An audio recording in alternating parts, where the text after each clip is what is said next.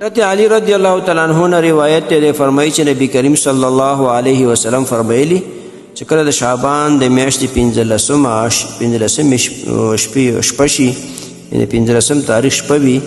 نو په دغه شپه کې تاسو د الله په حضور کې نوافل ډېر وکړئ او د 15 تاریخ روژه ونیسئ ځکه په دغه شپه کې چې کله مر پرې وځي ماښام نو د الله جل شانو خاص تجلی او رحمت اول اسمان ته راکوزیږي کما یلیق بشانی څنګه چې د الله د شان سره ښایي او د الله له خوا نه اواز کېږي چې څوک بنده شته چې مانه مغفرت وغواړي مانه بخشش طلب کړي او زه د هغه د مغفرت فیصله وکړم او بیا وایي داسې بنده څوک شته چې هغه مانه روزي وغواړي زه روزي رزق ورکړم بیا وایي چې څوک داسې کس شته چې هغه په څه مصیبت کې مبتلا وي او ما ته د صحت او د عافیت سوال وکړي او زه د هغه ته عافیت ورکړم صحت ورکړم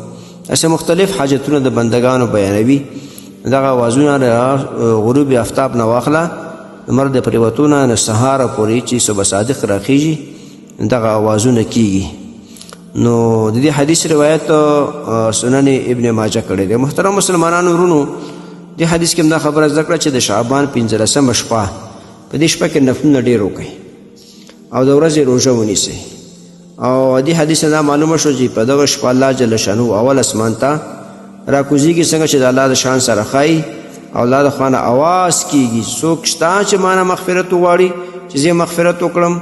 څوک شته چې مانه رزق وغواړي چې زه رزق ورکم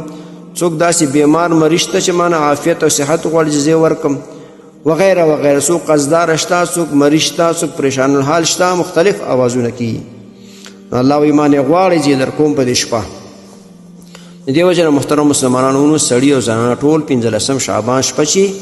د شپې عبادت نفلونه ډېر وکړي الله له ژړاګانې وکړي دعاګانې وغواړئ او د 15 شعبان روژه ونیسئ دغه ثوابونه ځان دپاره حاصل کړئ محترمو مسلمانانو ورونو تاسو ته چې کوم روزانه د حدیث د مفهوم راځي نو د مهربانۍ او د ثواب له مخې نورو مسلمانانو ته لیږدوئ او شیر کوئ والسلام